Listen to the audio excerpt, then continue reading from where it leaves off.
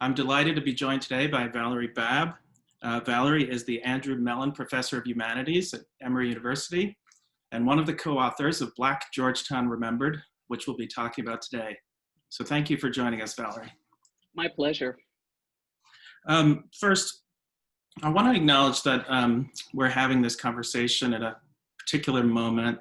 It's Juneteenth, which Georgetown University has made a holiday, along with many other institutions in the past couple of weeks. And of course, that's all been a response to the horrific killings of George Floyd, Rayshard Brooks, and many others, and the powerful protests which followed. So I thought, Valerie, maybe we could start with the present and kind of work our way back to Georgetown Remembered. So one thing that struck me amongst all the things we've seen on video in the past few weeks is an incident, not nearly as brutal as some of the others, but I thought very telling, where two African-American teenagers were walking down a street in Tulsa and were arrested for jaywalking. And it struck me that in some ways our cities and towns don't belong to African-Americans and to whites in quite the same way. So to get our conversation started, I was wondering if you could describe what it means to remember Black Georgetown in particular. For me, it is about remembering Black presence, essentially. And it shouldn't be the case where we need protest or we need videos of police officers murdering Blacks to recall how central Black life has been to the United States. Black ideas, Black style have been integral to American cultural development. And there's no place, no landscape in this country that can't be seen, even if you have to look a bit. So that is what Black Georgetown signified to me, how in this amazing metropolis of Washington, D.C., people didn't know about this history. And we're walking by places like the 3400 block of Volta Place, not realizing that those were slave quarters. So history is all around us, and something like Black Georgetown gives us a way of connecting to that. Thank you. So I wanted to talk a little bit about the origins of the project. The book was originally published in 1989, and you've described hearing about a resident of Georgetown named Raymond Medley as an inspiration for doing the book. So can you tell us who he was and a little bit about the origins of the project? Right. I had arrived at Georgetown, as I said, it was my first job after graduate school. And getting to know Georgetown, getting to know Washington, D.C., and getting to know my colleagues at Georgetown University, a lot of the older Black workers reference Mr. Medley. He was one of the workers at the university, and he also was a resident of Georgetown. And that just piqued my curiosity because they said he lived in one of the Black neighborhoods in Georgetown. And at that point, I thought, what Black neighborhoods in Georgetown? There is no visible evidence of this. And that is how it got started. Carter Ward, who was at the University of Maryland, introduced me to Carol Gibbs, local historian, wonderful writer, and he had spent his life gathering the facts of the Black Georgetown community. So when I met him, everything just kind of fell into place. And we started the project first as a video and then as a book. It was part of the bicentennial celebration of Georgetown's beginning. And I remember sitting in one of the organizational meetings and all kinds of good suggestions were coming up. Oh, let's celebrate Gerard Manley Hopkins, a Jesuit poet. Let's celebrate Jesuit traditions. And I thought, well, what about Black Georgetown? Why can't we include that as part of the celebration in this bicentennial event? And fortunately, we did. That's wonderful. Thank you. You mentioned the video, and I was rewatching it the other day, and it struck me where a number of residents of Black Georgetown described it as a village. That was a word that they used.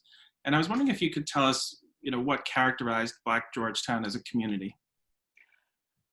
I'm gonna kind of digress and back into that. I'm from Harlem, New York, and no matter where I go in the United States and increasingly now in the world, when I meet fellow Harlemites, saying I am from Harlem gives us an automatic starting ground. We can talk about stores on street corners, we can talk about church locations, and we can build identity through geographical space. And I think that to me is what a community is. You are sharing space, but you're also sharing traditions, you're sharing stories, and those get passed along from generation to generation, and that builds community. Geography is so tied to identity, not just in directional ways, but in defining who we are. We measure ourselves against our spaces and against the people that we interact with in those spaces.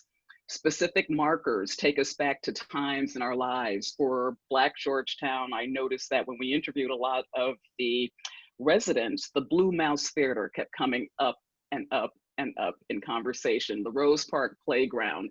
So these were as much psychic markers as well as they were geographical markers. So sharing space, I think, means sharing similar experiences, creating stories, and passing these stories along until a community is actually built. Thank you. Could you talk a little bit about the Rose Park Playground in particular and its importance? That I noticed rereading the book this week that just comes up again and again as having been so important to so many people. Yeah, it was a playground that did not restrict by race in a segregated city. And what I found most interesting is that when you hear residents talk about it, they talk about their own agency in creating an interracial space in the middle of a segregated city.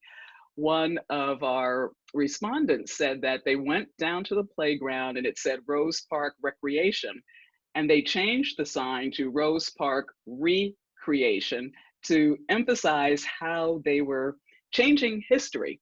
And so much of the community life was lived there, both in terms of ordinary events going to a park, but also in terms of larger tennis events, like when the Peters sisters invited Gene Kelly to the playground and they actually had a tournament. So it was something that recorded the history on both the day-to-day level, but also in larger ways.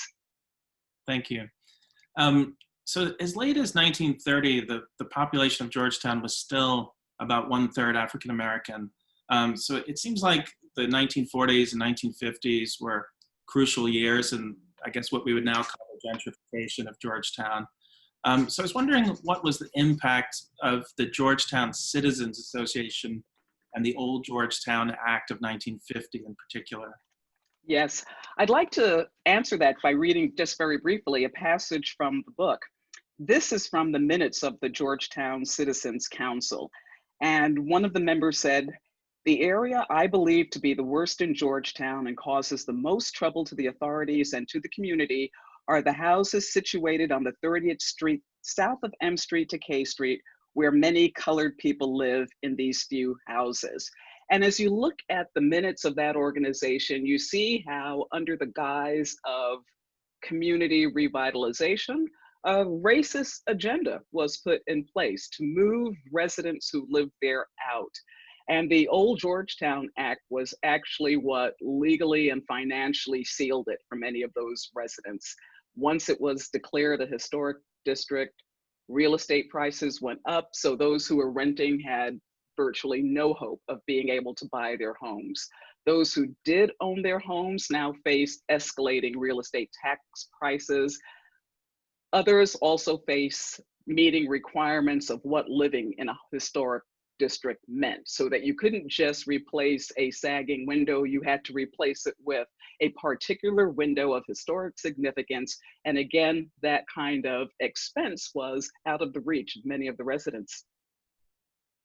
Thank you. Do you think there are lessons from Georgetown's experience for communities that are experiencing gentrification as we speak?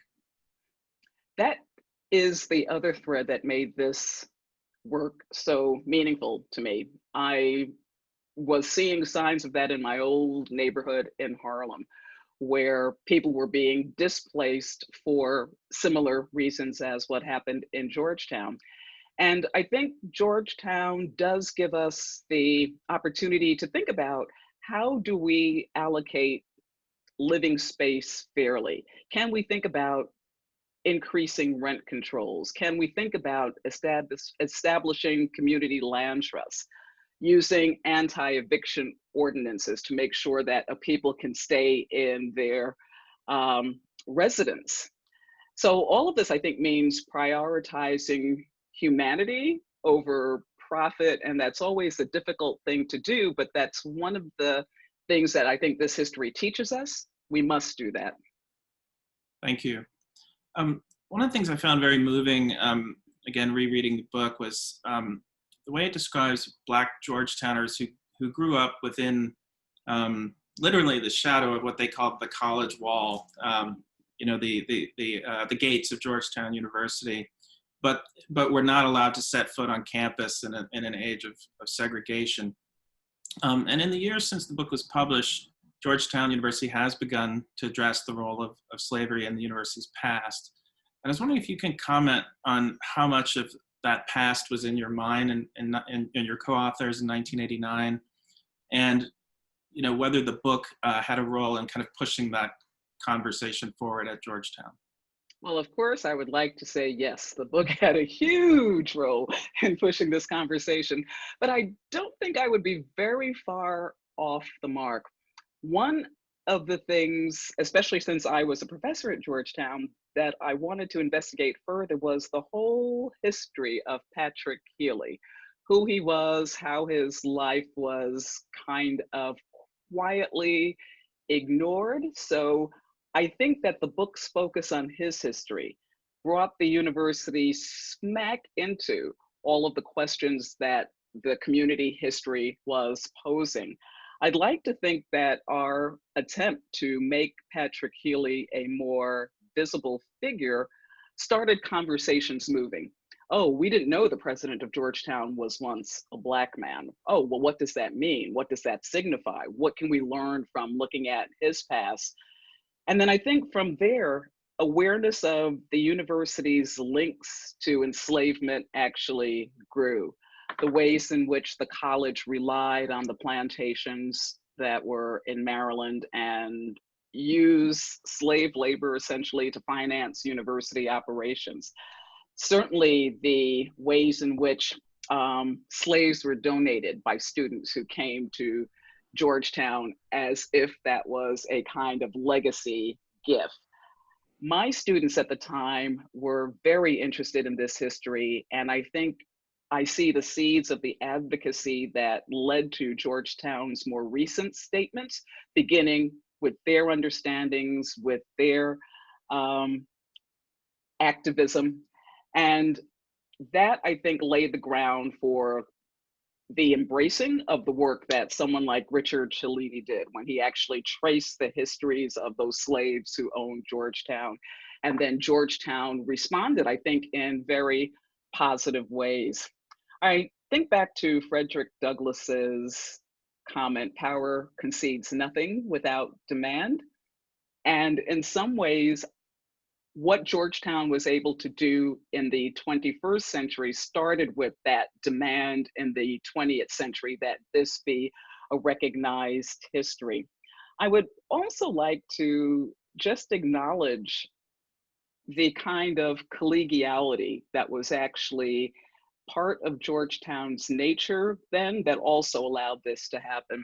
Before Jack DeGioia was president, he occupied other positions and he conversed with us as friends, as colleagues, and we talked about these issues. We talked about race, we talked about history, we talked about Patrick Healy.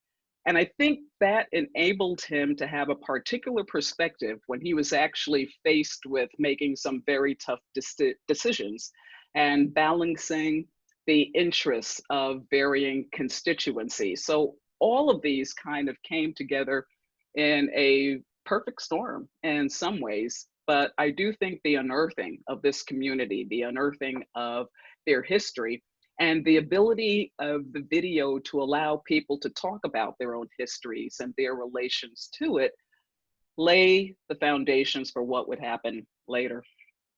Thank you. We've talked, I guess, up to this point, kind of a little bit abstractly, about big issues, but you must have met some fascinating people, compiling these oral histories. And then I know, there was a 25th anniversary edition of the book that came out just a few years ago. So I was wondering if you could tell us just a few stories you encountered, and then maybe the kind of reunion with some of those people a few years later. Yeah, I think one of the most poignant stories for me were when a group of former residents were discussing the Little League baseball team that they had every single year. And then year by year, after the old Georgetown Act, there were less and less children to be able to field the team, and eventually it just disappeared. Many of the former Georgetown residents that we met lived in other places in Washington, D.C., and you could just see their faces light up when they think back to their village, to their community, thinking of Georgetown. So I think it's actually the very personal stories. One woman talking about her father being a doctor in Georgetown and a kind of informal mayor, and the funny family stories that he would come home with every evening. And more so looking at their faces as they told these stories. They just occupied a different space talking about their lives in Georgetown, as opposed to talking about their lives where they were in particular areas. Thank you. You mentioned earlier the importance of theater in the community. I wonder if you could expand on that a little bit. The Blue Mouse Theater? Yeah. It's hard for us to imagine, and this is something I try and get across to my students. While we have the advantages of all kinds of technology, part of what it is doing is fragmenting us. So we are each kind of searching for particular information that we would like, or particular film viewing experiences that we would like. And we do this in our little silos. Something like the Blue Mouse Theater, it wasn't just going to a movie, it was an event. So the movie was almost secondary to people coming together, viewing something, being able to talk about something, situate themselves, and connect with one another in a space that didn't involve all of the constrictions and restrictions of their workday lives. So one gentleman recalled watching cowboy and Indian movies in the Blue Mouse Theater and essentially rooting for the wrong side. As a Black man, he realized years later, I should have probably been rooting for the Native Americans, but I did not know that then. So it was those kinds of connections. And you just say Blue Mouse Theater to a Georgetown resident of a certain period, and stories again will just form and flow. Thank you. In the past 2 weeks, we've seen the mayor of Washington create a Black Lives Matter plaza near the White House. And I wonder if you could talk a little bit about the importance of space, those kind of spaces in the fight against racism. I had to watch the video of that a few times, both the letters being painted on 16th Street and the sign actually going up that said Black Lives Matter Plaza, because I didn't believe it was happening. That represented a institutional recognition of Black history. We name streets for commemoration. Maybe it's for someone who lived and worked in the area and provided some type of service to the area, or maybe it's to commemorate a historical figure. The renaming of Black Lives Plaza actually does both. It commemorates Black life, which is essential in Washington, since Washington is a majority Black city, though you will never know that in certain particular areas. But it made that experience visible and also legible. Once a viewer sees Black Lives Matter Plaza, they ask questions. What is this history? Where do I stand in this history?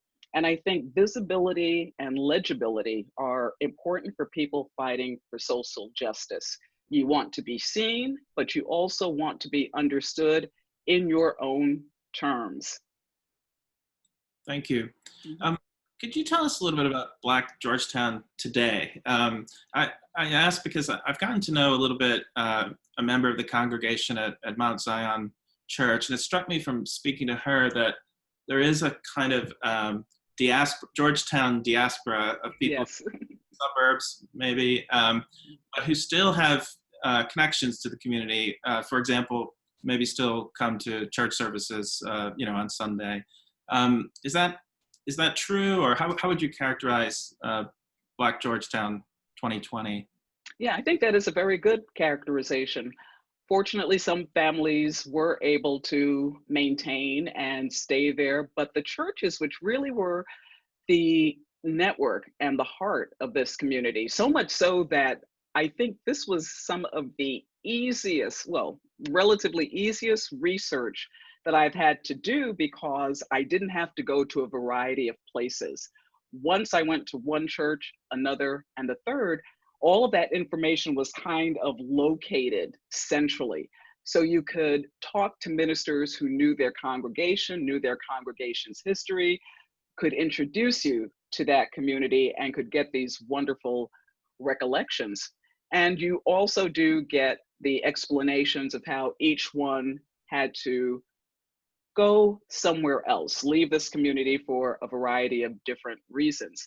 Talking to many of the ministers, they point out that it was quite a shift to go from being a pastor in a church that members walk to versus figuring out how to finance commuter shuttle buses to be able to bring worshipers from their homes now in Maryland, in Virginia, back to Georgetown so that they could still be part of the religious community that they have always shared for most of their lives, their parents' lives, and sometimes their grandparents' lives too. Thank you. Are there other connections that people have, this diaspora, or would you say the church is kind of the main thread connecting them with Georgetown? Oh, I'd say the church is a main thread, but I also think memory, and I don't discount memory as something that is solid, something that is concrete.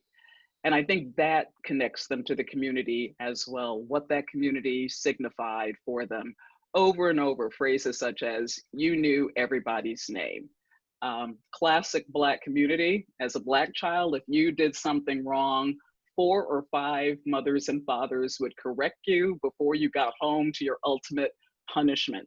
Those kinds of connections, I think, are equally as realistic and manifest as our connections of actual being in the community. Thank you. I know there was a long-running, I don't know if dispute is the right word, but over the Mount Zion cemetery associated with the church. And I know that was painful for, members of that congregation, the neglect of that cemetery. I was wondering if you could tell us a little bit about that story. Well, it is reputed, I guess would be the safest word for me to use. I'm not a historian, but it is reputed that the cemetery of Mount Zion was one of the places where slaves on the way to on the Underground Railroad would hide. Mount Zion and its pastor in the 19th century were both very instrumental in the Underground Railroad with connections to Philadelphia and also connections south, so that there was some place for slaves who were on their way to land. They knew this was a safe space. They knew this space could connect them to other safe spaces and ultimately to their own liberation. I found the church records, I think, the most moving for me, seeing language such as this person was sold off. And then you wonder, well, what happened? This person was taken away. This person just disappeared. So all of these absences, all of these silences raise so many questions. And then later on in some of the newspapers, Black-owned newspapers, you would see ads placed by people saying, in search of my mother, last seen on this date, in search of my son, formerly of this plantation. please send any word to Pastor so-and-so. And ministers would include that in their ceremony. Do you know anything about? Can you give us any information? Thank you. So we have a question for a participant that I think is a good one. So did the book have an impact on the public kind of memorialization or memory of Georgetown? Are there signs, tours, things like that that one could look out for when touring Georgetown? Yes, there was. I haven't been in Washington, D.C. for a few years, but there was a walking tour.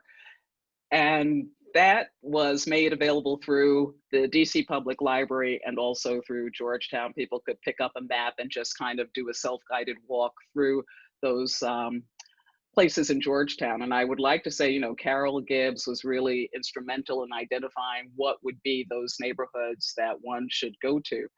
And the other thing is that there is an archive at Georgetown University's library that includes a lot of the materials that we couldn't put into a single book, but you can go there. You can also go see the video of Black Georgetown as well.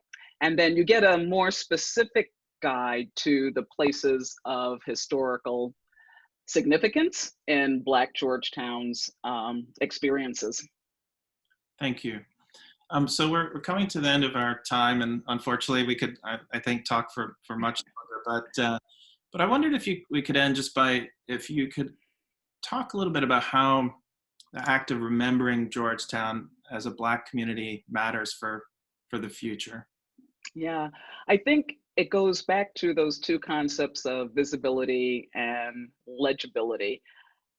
To honor Black Georgetown allows for Blacks to be seen as integral to notable spaces, part of American history, part of American life. It also shows that the removal of a community because it was Black, because much of it wasn't affluent, is just wrong. And I think those are the kind of issues that we are grappling with today. What gives one human being the right to just say, you don't matter because I want what you particularly have? So for me, the creation of the video and the book goes beyond the recognition of a forgotten past and reminds us that we have to remember our history and the people who made it in order to build upon that and go forward to a stronger future. Thank you. That's a really important note, I think, to end on. So I want to thank you for participating and being here today, Valerie. Really appreciate it. And really enjoyed the conversation, so thank you. Thank you, Al. This was a treat. Thanks, everyone. Thank you for your participation, and hope to see you again soon. Stay safe, stay healthy, everyone. Take care.